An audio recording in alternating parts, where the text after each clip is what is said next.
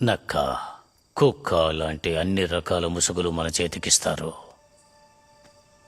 ఇందులో ఏ చోట్లో ఏ ముసుగు వేసుకోవాలో తెలిసేలోగానే మన పోలీస్ జీవితం గడిచిపోతూ ఉంటుంది. ఇప్పుడు నీ ముందు వేసుకోవడానికి నాకు ముసుగునిచ్చారు, అదే వేసుకోబోతున్నాను. కానీ నా కులదైవం ఆ శివయ్యను ఒకటే అడుగుతున్నాను. అయ్యా, ఎన్ని జన్మలెత్తినా సరే దయచేసి ఈ కాకి చొక్కాని మాత్రం నాకు ఇవ్వకయ్యా అని.